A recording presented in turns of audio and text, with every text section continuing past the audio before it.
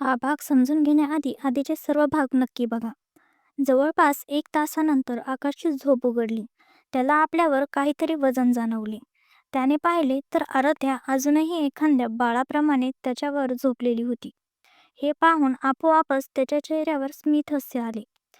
त्याने प्रेमाने आराध्याचे डोके सैलवलं आणि प्रेमाने म्हणाला, "गुड मॉर्निंग जान" आणि तिच्या कपाळाचे चुंबन घेतले. आराध्याने कूस बदलून आपले डोळे उघडले आणि आकाशला हसताना बघून हसून म्हणाली, "शुभ सकाळ मिस्टर सडू." आकाशने तिच्याकडे पाहिले, जी त्याच्या शर्टमध्ये एखाद्या सशासारखी वाटत होती. तो शर्ट तिच्या आकाशपेक्षा खूप मोठा होता आणि यामुळे आराध्याच्या एक खांद्यावरून खाली सरकत होता. पण त्यामध्ये आराध्या खूप आकर्षक दिसत होती. तिला असे बघून आकाशचा गळा कोरडा पडत होता. त्याने आराध्याला पकडले आणि झटक्याने पलटून तिच्यावर आला. या अचानक झालेल्या हालचालीने आराध्याचे डोळे एकदम उघडले आणि ती मोठमोठ्या डोळ्यांनी आकाशकडे बघू लागली. यापूर्वी ती आणखीन काही समजण्याआधी किंवा बोलण्याआधीच आकाशने तिला किस करू लागला. तो तिला चुंबन कमी आणि स्मूथ जास्त करत होता. जेव्हा आकाशने आराध्याला दम घेताना पाहिले तेव्हा त्याने तिला सोडून दिले. आराध्याचा चेहरा लाल झाला होता आणि तिचा श्वास खूप वेगवान झाला होता. जेव्हा आकाशने तिला सोडले तेव्हा आराध्या त्याच्या छातीवर आपल्या हातांनी मुक्के मारू लागली. पण आकाशला काय फरक पडणार होता. आकाशने तिचे हात आपल्या हाताने पकडले आणि म्हणाला, "चांगली बायको बन, नाहीतर मला दोष देऊ नको." आराध्याने आश्चर्याने त्या माणसाकडे पाहिले, जो आता तिला धमकीही देत होता.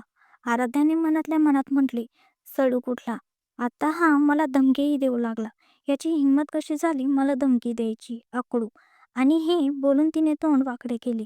ती बोलत म्हणत होती, पण तिच्या चेहऱ्यावरील हावभाव आकाशला चांगले समजत होते की ती काय विचार करत आहे आणि ती त्याला कोणत्या नावाने हाक मारत आहे. आकाश तिच्या चेहऱ्यावरील हावभावाकडे बघून हसत होता. आराध्याने त्याला स्मित हास्याने चिडून म्हटले, "सोडा मला, मला राहायचं नाही तुमच्यासोबत. तुम्ही खूप वाईट आहात. मला सोडा. मला घरी जायचे आहे." आणि तोंड फुगवले. आकाश तिच्या बालिश कृतीचा खूप आनंद घेत होता. त्याने फक्त तिला 2 शब्द म्हटले, "नाही बायको." आराध्याने तिला रडक्या चेहऱ्याने पाहिले, पण आकाश तिच्यावरून हलण्यासाठी देखील तयार नव्हता. तेवढ्यात आकाशचा फोन वाजला. आराध्याने तिरक्या नजरेने एकदा त्याला पाहिले आणि एकदा आकाशला. आकाशने एक हाताने फोन घेतला आणि कॉल उचलला तर तिकडून समर्थाचा आवाज होता. त्याने चिडून म्हटले, "आकाशच्या पोरा, कुठे मरून गेला आहेस तू? या इथे तुझ्या मुलाने संपूर्ण मेन्शन डोक्यावर उचलून ठेवलं आहे. माझा बाप, तू जिथे आहेस ताबडतोब आराध्याला घेऊन परत ये. कृपया लवकर ये." आकाशने नेहमीप्रमाणे शांत आवाजात म्हटले, "काय झाले आहे? तुम्ही 4 लोकांकडून एक मूल सांभाळल्या जात नाहीये?" समर्थ म्हणाला, "आकाशच्या पोरा, तू विसरला आहेस कमीन्या. तो तुझा मुलगा आहे. त्याला सांभाळणे काही छोटी गोष्ट नाही. मला आणखीन काही ऐकायचे नाही. तू आणि आराध्या आत्ताच्या आत्ता जिथे कुठे आहात ताबडतोब घरी या." हे बोलून त्याने आकाशचे बोलणे ऐकल्याशिवाय फोन कट करून टाकला. आकाशने आपला फोन कानातून काढून रागाने पाहिले. आराध्याने त्याला असे हरवलेले बघितले तेव्हा आपले हात पटकन सोडून त्याला आपल्यावरून धक्का देऊन बाजूला केले. त्याने हे सर्व इतक्या जलद गतीने केले की तिला लक्ष देखील राहिले नाही की ते पेडच्या किनाऱ्यावर होते. जेव्हा तिने आकाशला आपल्यावरून हटवले तेव्हा आकाशला सांभाळण्याची संधीच मिळाली नाही. बिचारा आकाश सांभाळू शकला नाही आणि सरळ बेडवरून खाली फरशीवर पडला. आराध्याला जेव्हा जाणीव झाली तोपर्यंत उशीर झाला होता. तिने आपले दोन्ही हात आपल्या तोंडावर ठेवले आणि जलद डोळ्याची उघडझाप करत आकाशकडे बघू लागली, जो जमिनीवर बसून आपली पाठ सैलवत होता. आकाशने दुःखभऱ्या आवाजात म्हटले, "बायको, यार असं कोणी बदला घेतो का?" त्याला खरोखरच जखम झाली होती. हे बघून आराध्याचे डोळे पाणावले. ती पटकन बेडवरून उतरून त्याच्या जवळ बसली आणि म्हणाली, "मला माफ करा, मला माफ करा. मी जाणून-बुजून केले नाही." आराध्याला असे बघून आकाशने स्वतःच्या वेदनात दुर्लक्ष करत म्हटले, "अरे बायको, तू का रडत आहेस? मी ठीक आहे." आराध्याने रडक्या स्वरात म्हटले, "मी जाणून-बुजून केले नाही. तुम्हाला तुम्हाला तुम्हाला चोट लागली, तेही माझ्यामुळे." आकाशने तिला आपल्या जवळ ओढले आणि तिचा चेहरा आपल्या हातांमध्ये घेत म्हटले, "काळजी करू नकोस जान, मी पूर्णपणे ठीक आहे." आराध्याने स्वतःला त्याच्या हातातून सोडवले आणि त्याच्या छातीला लागून गेली. आकाशनेही तिला घट्ट आपल्या बाहूमध्ये भरले आणि म्हणाला, "तयार व्हा, आम्हाला घरी निघायचे आहे." आयुष आपल्याशिवाय त्रासात आहे. आराध्याने त्याच्यावर आणखीन पकड मजबूत करत म्हटले, कृपया थोडा वेळ असेच राहा. आकाश त्याच्या या बोलण्यावर हसला आणि तिला आपल्या बाहूमध्ये उचलून स्नानगृहात घेऊन गेला. त्याने तिला शावरखाली उभे केले आणि फवारा चालू केला. पण आराध्या अजूनही त्याच्या छातीला लागून होती. आकाशने तिला स्वतःपासून दूर करण्याची किंचितही कोशिश केली नाही. ते दोघेही एकत्र भिजत होते. दोघेही एकमेकांच्या बाहूमध्ये हरवून समाधान अनुभवत होते. आकाशचा पांढरा शर्ट जो आराध्याने घातला होता तो तिच्या शरीरावर चिकटला होता आणि भिजल्यामुळे प्रदर्शन झाले होते. आकाशने थोड्या वेळाने फवारा बंद केला आणि जवळ पडलेला टॉवेल घेऊन आराध्याला झाकून दिले. आराध्याला आकाशचा हा भाव खूप आवडला. आकाशने तिला स्वतःपासून दूर करत म्हटले, कपडे बदलून घे, मग घरी जाऊया. आराध्याने त्याला बघून होकारार्थी मान हलवली. आकाश तिला तिथेच सोडून स्वतः दुसरा टॉवेल घेऊन खोलीत कपडे बदलण्यासाठी गेला. थोड्या वेळाने आराध्या ही कपडे बदलून बाहेर आली. आकाशने तिला बघितले आणि म्हणाला, चालायचे? तर आराध्याने हसून त्याचा हात पकडला आणि म्हणाली, चलो. आकाश हसला आणि तिचा हात पकडून तिथून निघाला. ड्रायव्हर आधीच त्यांची बाहेर वाट बघत होता. दोघेही येऊन कारमध्ये बसले आणि तिथून घरासाठी निघाले. संपूर्ण रस्त्यात आकाश आणि आराध्याने एकमेकाचा हात पकडून ठेवला होता. जवळपास 40 मिनिटांनंतर दोघेही घरी पोहोचले. जेव्हा दोघेही आत गेले आणि आतले दृश्य बघितले तेव्हा आश्चर्यचकित झाले. आयुष वाईट पद्धतीने रडत होता. इतकेच नाही तर ते आपले सगळे खेळणी इथे तिथे पसरून ठेवली होती. बघून असे वाटत होते जणू घरात वादळ आले आहे. आराध्याने आयुषला बघितले तेव्हा तिला थोडे वाईट वाटले की ती त्याला एकटी सोडून आकाशच्या सोबत गेली होती. तिने एक नजर आकाशकडे पाहिले. आकाशला बहुधा तिच्या मनातले बोलणे समजत होते.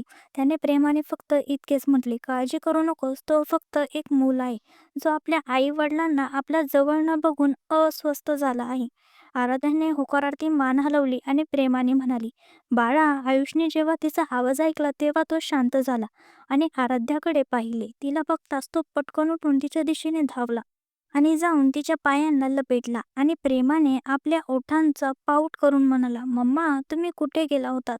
मी तुम्हाला खूप आठवण केली. आराध्याने त्याचे असे बोलणे ऐकून खूप प्रेम आले. तिने त्याला आपल्या बाहूमध्ये उचलले आणि त्याला गळाभेट देत म्हणाली, माफ कर बाळा, आता पुढे मम्मा बाळाला कधीही सोडून कुठे जाणार नाही.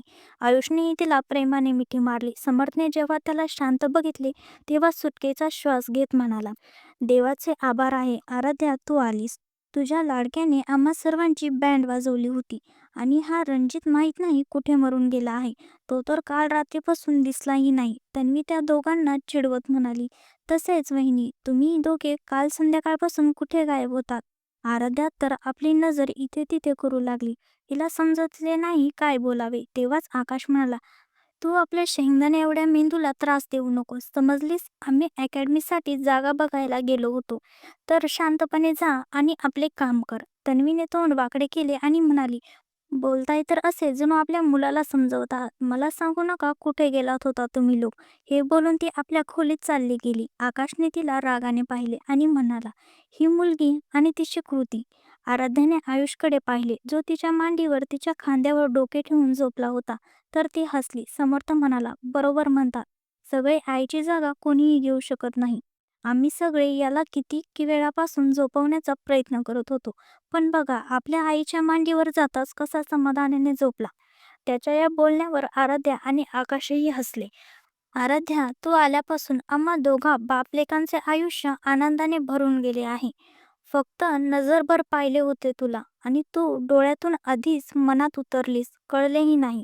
आराध्या आयुषला झोपवून मागे वळाली तेव्हा आकाश तिच्याकडेच बघत होता.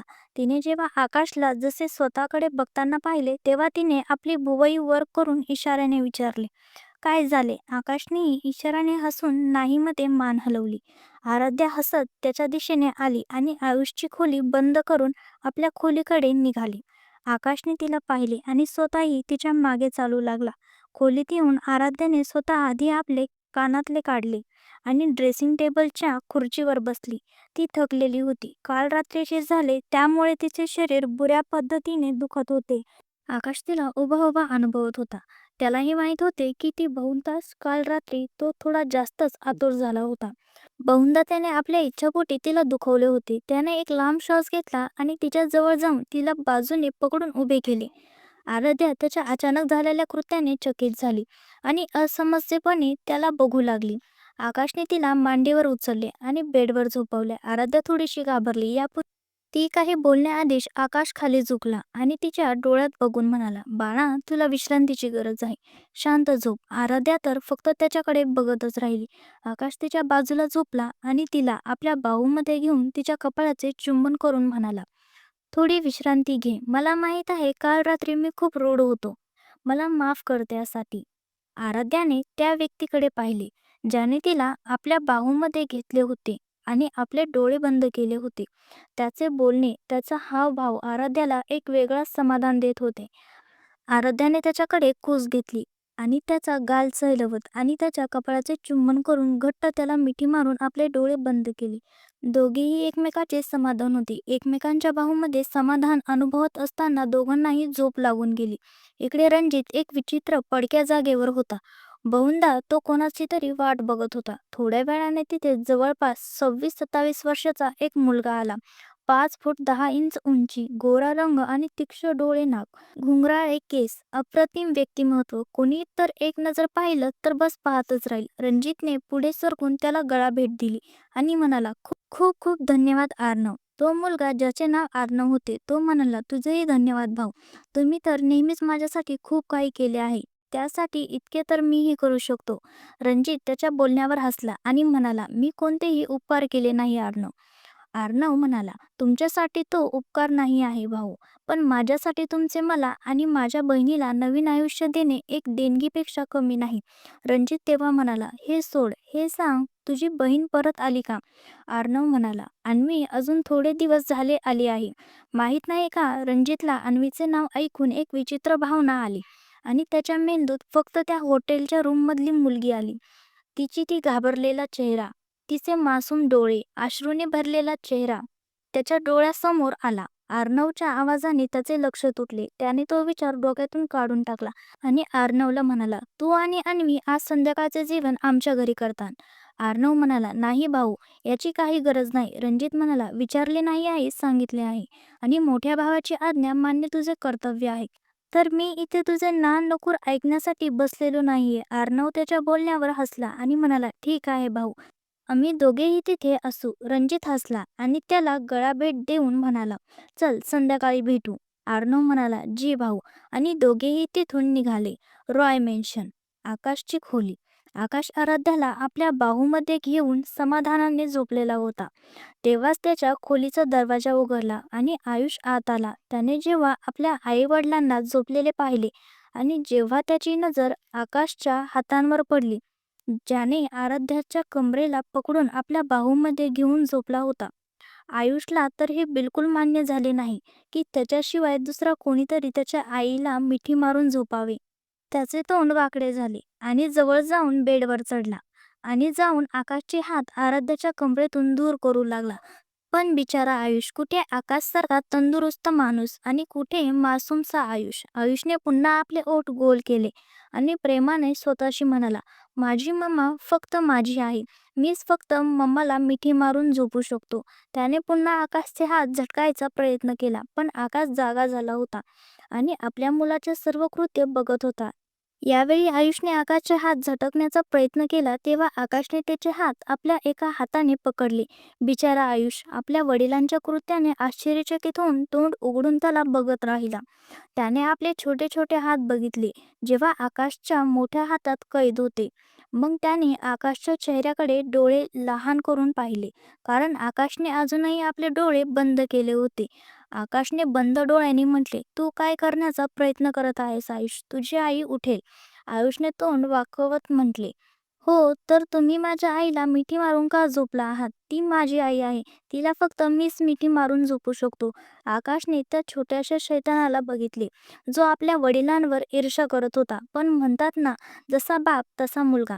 आता जेव्हा आकाश आयुषवर ईर्ष्या करू शकतो, तर आयुष त्याच्यावर का नाही करू शकत? आकाशने त्याला बघून म्हटले, "ती फक्त तुझी आई नाही, माझी बायकोही आहे." तर आयुष म्हणाला, "पण ती तुमच्यापेक्षा आधी माझी आई आहे." आराध्याही त्या दोघांच्या वादामुळे जागी झाली होती. जेव्हा तिने डोळे उघडले तेव्हा तिने पाहिले की हे बाप लेक एखाद्या गोष्टीसाठी भांडत होते. पण थोड्याच वेळाने तिला समजली की ते लोक फक्त तिच्यासाठी भांडत होते. तिने आपल्या मोठ्या मोठ्या पापण्या जलद जलद झुंगारल्या आणि त्या दोघांना बघू लागली. आयुषने जेव्हा आराध्याला पाहिले की ती जागी झाली आहे तर त्याच्या डोळ्यात चमक आली. त्याने पटकन आराध्याच्या वर बसून म्हटले, "आई, तुम्ही उठलात?" तर आराध्याने प्रेमाने त्याला पाहिले आणि प्रेमाने त्याचे विस्कटलेले केस व्यवस्थित करत म्हणाली, "हो बाळा." मग तिने आकाशकडे पाहिले, जो नाखुश असून तिला बघत होता. आराध्याला समजत नव्हते की तिने काय करावे. तिला चांगलेच माहीत होते की हे दोघे बाप-लेक हट्टी आहेत, पण इथे ते एकमेकावरच जळत होते. आराध्याने परिस्थिती सांभाळत म्हटले, "आयुष, जा बघ, तुझे आत्या आणि समर्थ काका उठले आहेत. मी देखील आता थोड्या वेळाने तुझ्याकडे येते." आयुषने चांगल्या मुलाप्रमाणे होकारात म्हटलं आणि एक नजर आकाशकडे रागाने पाहिलं आणि खोलीतून बाहेर गेला. त्याच्या कृत्याला बघून आराध्याला हसू आले. तेव्हा आकाशने तिचा हात पकडून ओढले आणि तिच्यावर आला. आराध्या हैराण परेशान झाली, फक्त त्याला बघू लागली. मग ती म्हणाली, "काय झाले आहे? काय करत आहात तुम्ही?" तर आकाशने तिच्या बोलण्याने काही उत्तर दिले नाही, फक्त खाली झुकला आणि तिला उत्कंठतेने चुंबन करू लागला. आराध्याचे डोळे अचानक झालेल्या क्रियाकलापांनी विस्फारले. आकाशने तिला तोपर्यंत सोडले नाही जोपर्यंत आराध्याचा श्वास कोंडू लागला नाही आणि तिच्यापासून वेगळा होऊन तिच्या डोळ्यात बघत म्हणाला, "बायको, तू फक्त माझी आहेस." आता आराध्या आणखीन आश्चर्यचकित झाली होती. तिने त्याला थोडासा धक्का दिला आणि स्वतःच्या श्वासांना सामान्य करत म्हणाली, "आकाश, तो फक्त 3 वर्षाचा छोटासा मुलगा आहे आणि तोही आपला. तुम्ही त्याच्यावर ईर्ष्या करत आहात." गंभीरपणे आकाशने काही म्हटले नाही, फक्त तिच्या चेहऱ्याला टक लावून बघत राहिला, ज्याचा रंग त्याच्या चुंबन केल्यामुळे हलकासा गुलाबी झाला होता. तो खाली झुकला आणि त्याने हलकाच आराध्याच्या ओठावर 4-5 मऊ चुंबन केले आणि उठून वॉशरूममध्ये चालला गेला. आराध्याने चिडून म्हटले, "हा माणूस." बाकी पुढील भागात कमेंट करून सांगा आजचा भाग कसा वाटला. खूप खूप धन्यवाद तुम्हा सर्वांचे. पुढील कथा माझ्यासोबत मध्ये वाचत राहा. पुन्हा एकदा धन्यवाद. प्रेम करत राहा, वाचत राहा आणि समर्थन करत राहा.